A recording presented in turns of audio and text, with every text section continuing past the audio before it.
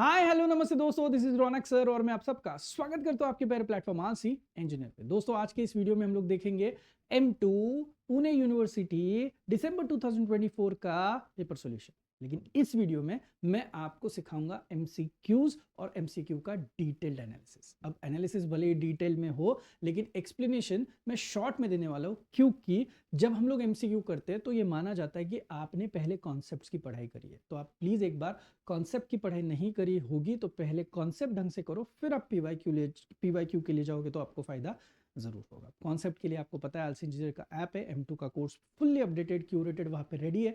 App को download करो, demo session देख लो, अच्छा लगे तो कोर्स खरीद लो और अच्छे से पढ़ाई करके कॉन्सेप्ट के साथ एकदम रेडी रहो और फिर ये फटाफट MCQ हो और आगे के सारे जो यूनिट्स हैं उनके एनालिसिस को ढंग से देखो। चलिए बिना टाइम गवाए शुरुआत करते हैं MCQs के साथ। दोस्तों पहला ही सवाल, और उन्होंने यहाँ पे हम लोगों को सवाल पूछा है गामा फंक्शन के ऊपर, वैल्यू पूछी इंटीग्रल की 0 से लेकर infinity root x e raise to minus x cube d x by using substitution.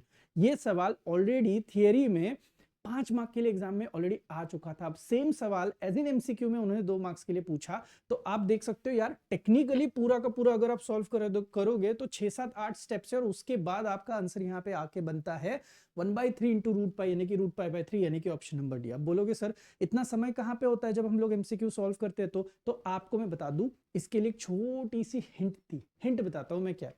उन्होंने खुद हमें सब्स्टिट्यूशन बोला था। आप देखो आंसर कितना स्मार्टली आप लिख सकते थे। एक्स क्यूब को आपको क्या करने के लिए बोला था? टी। तो एक्स इज इक्वल टू क्या होता है? टी रेस टू कितना? 1/3। अब जब आप इसका dx निकालोगे, यानी कि डिफरेंशिएटिंग बोथ द साइड्स, तो x का डेरिवेटिव dx हो गया।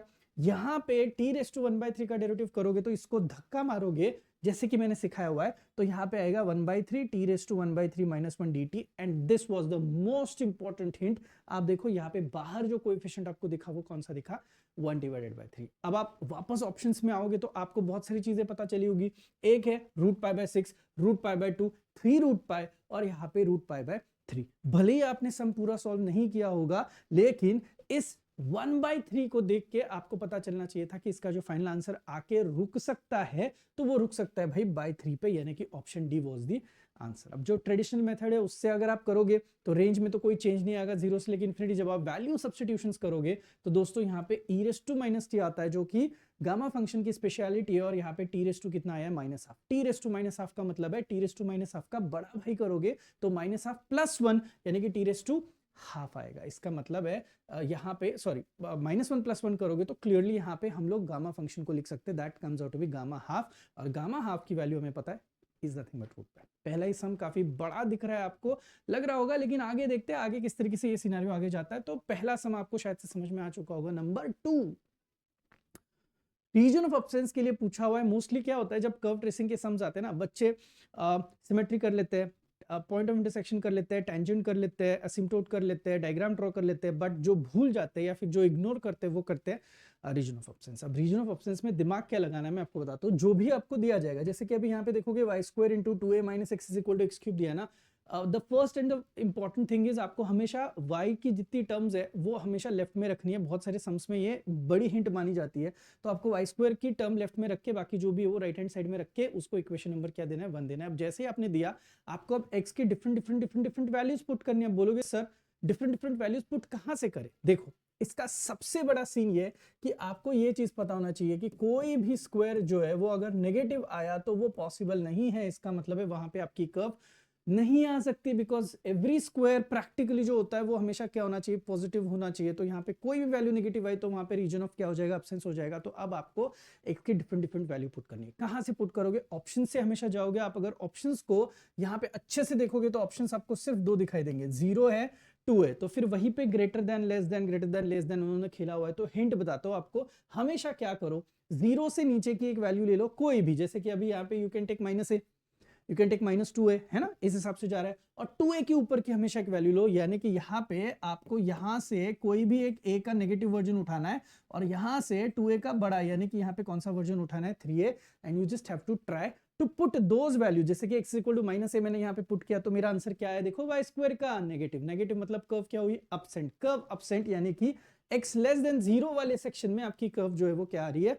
एब्सेंट आ रही है। समझ में आया? अगर आपको थोड़ी भी दिक्कत हो रही है तो वही मैं बताने की कोशिश कर रहा हूँ कि आपको अच्छे से पढ़ाई करनी पड़ेगी ऐप से, तभी जाके आपका काम बनेगा। कॉन्सेप्ट वाइज हर चीज बहुत डिटेल में वहां पे दी है, यहाँ पे मैं एक्सप्लेन कर रहा हूँ। मैं ये थोड़ा बहुत एजम्पशंस लेके चल रहा हूँ कि भाई आपकी पढ़ाई आपने थोड़ी बहुत करी और आपको ये समझ में आ गया, राइट। नेक्स्ट, अब x इक्वल टू माइनस ए के लिए अगर आपका रीजन अपसेंट आ रहा है तो आपको ये पता होना चाहिए कि x इज लेस देन 0 के लिए तो यहाँ पे रीजन ऑफ एब्सेंस है। लेस देन 0 के कितने ऑप्शन है? ए चला गया, डी चला गया, तो आपके पास सिर्फ दो ऑप्शन है, एक ऑप्शन है बी और एक ऑप्शन क्या है? सी। तो एक काम करो, आप 2a से ऊपर का कोई भी एक नंबर ले लो। मैंने 3a ले लिया and I tried it out for 3a, the value that I have got, अरे वैल्यू कुछ भी आने दो, साइन चेक कर लो, sign is negative, sign negative मतलब यहाँ पे भी एब्सेंट है, तो बड़े पे भी एब्सेंट है और सबसे छोटे पे भी एब्सेंट है, तो x is less than 0 and x is greater than 2a, ये जो रहेगा ये आपका रीजन ऑफ क्या रहेगा? एब्सेंस रहेगा। तो क्लियर कट यहाँ पे आपका आंसर ऑप्शन क्या आना चाहिए था?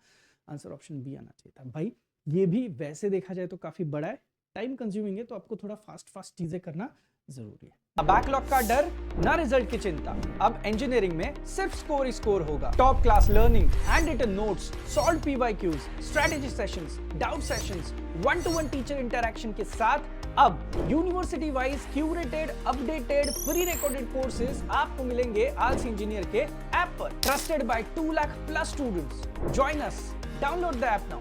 Thank you. Next, find the centre and radius of a sphere. भाई सॉलिड ज्योमेट्री, कोऑर्डिनेट ज्योमेट्री में मैं चिल्ला के बोल चुका हूं बच्चों को कि भाई साहब ये सम जो है वो हमेशा आता है एग्जाम में, तो इस सम को अगर आप ढंग से देखोगे तो आपको एक चीज तो यहाँ पे समझ में आ चुकी होगी कि ये आपका स्फीयर का सम है, जहां पे this is your general form. General form में आपको क्या करना पड़ता है? x का कोएफिशिएंट, y का कोएफिशिएंट और z का कोएफिशिएंट का हाफ करना पड़ता है और उसकी साइन पलटी करनी पड़ती है, तब जाके आपको मिलता है सेंटर। यानी कि u v w निकाल के उनकी साइन पलटी मारो तो आपको यहाँ पे 2, -3 और 1, ये देखो -4 का हाफ करोगे तो -2, साइन पलटी मारोगे तो 2, 6 का हाफ करोगे तो 3, साइन पलटी मारोगे तो -3 एंड -2 का हाफ करोगे तो -1 और साइन पलटी मारोगे तो 1। तो 2, -3, 1 वाले आपको यहाँ पे देखोगे तो सिर्फ दो ऑप्शंस मिलते हैं, यानी कि बचा ए और डी। उसमें भी आपको क्या चेक करना पड़ेगा? रेडियस। रेडियस चेक करने का standard formula u² + v² + d w² - d, वो भी अंडर रूट में। गलती ये होती है कि d की जो वैल्यू यहाँ पे दी है वो नेगेटिव दी है, तो जब पुट कर रहे हो तो ब्रैकेट हमेशा डालना ताकि minus of minus becomes plus and you get under root 25 यानी कि 5 as your answer. Understood my point? अब ये हुआ आपका सोल्यूशन इस चीज का। तो आपका रेडियस 5 वाला ऑप्शन कौन सा हो गया? ऑप्शन ए हो गया। Next, the value of integral 0 से लेके 1, 0 से लेके y dx dy इज। अब ये आया आपका डबल इंटीग्रेशन, मतलब मल्टीपल इंटीग्रल का सम, और बहुत सारे बच्चे ऐसे सम को स्किप करते हैं क्योंकि उनको लगता है यार कितना टफ सम आया। तो ये बिल्कुल भी टफ सम नहीं है, मैं आपको दिमाग लगा के बताता हूँ। यहाँ पे सबसे पहली और सबसे बड़ी चीज जो बच्चे यहाँ पे मिस कर लेते हैं वो करते हैं, कौन क्या है भाई, किसकी रेंज है, दिया तो नहीं है। तो यहाँ पे मैं बताता हूँ, लोगों को ये लगता है कि dx से तो पहली वैल्यू जो है वो हमेशा x की होगी, तो ऐसा नहीं होता है। आपको दोनों इंटीग्रेशन चेक करने, किसी एक इंटीग्रेशन में आपको वेरिएबल दिखाई दिया। अब ये कौन है वेरिएबल की वैल्यू कौन सी है? y। अब खुद की रेंज में कभी नहीं होता है, इसका मतलब है आप इसको कभी ये नहीं लिख सकते हो कि ये y की रेंज है, क्योंकि इसमें ऑलरेडी कौन इन्वॉल्व है? y। तो यहाँ पे अनफॉर्चुनेटली अगर y इन्वॉल्व है तो ये रेंज किसका हुआ?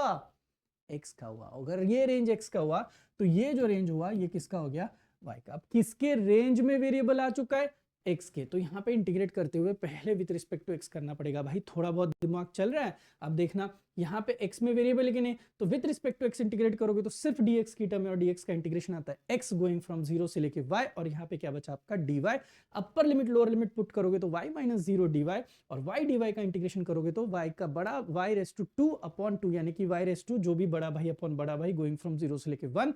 अपर लिमिट में डालोगे तो 1/2 माइनस लोअर लिमिट में आएगा 0, so answer is 1/2, that is 1/2, यानी कि आपका यहाँ पे ऑप्शन आ चुका है clearly option C.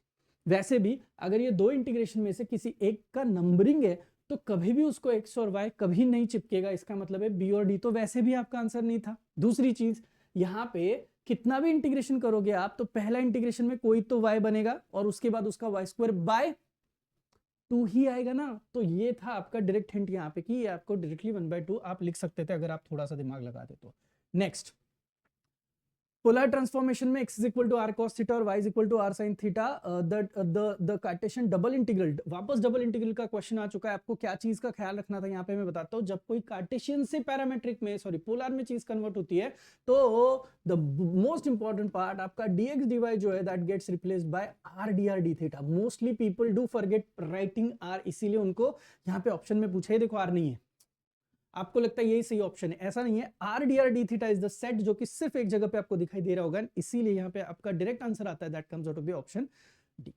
Next, the number of loops, famous curve, rose curve, हमेशा सम आता है इसके ऊपर। अब ये r इज इक्वल टू a इंटू कॉस 2 थीटा। अब जब यहाँ पे नंबर इवन है तो आपके लूप्स जो है वो डबल हो जाते हैं, यानी कि 2 है तो लूप्स कितने हो गए 4, 4 था तो लूप कितने हो जाएंगे 8, लेकिन अगर 3 है तो लूप कितने हो जाएंगे 3। ये है ऑड नंबर के लिए जितना आपका n उतनी आपके लूप, लेकिन इवन नंबर के लिए जितना आपका n उसके डबल आपके लूप, तो 4 यानी कि option A would be your answer. तो आई एम श्योर आपको जितने सारे एमसीक्यूज थे इस पर्टिकुलर दिसंबर 2024 के पेपर के वो समझ में आ चुके हैं।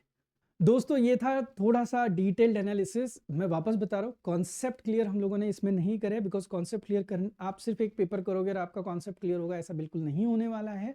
आपको मैंडेटरी है कि आप बहुत अच्छे से कॉन्सेप्ट करो और उसके बाद इस पेपर को पूरा एनालिसिस जो है वो देख लो, आपको बहुत मजा आएगा।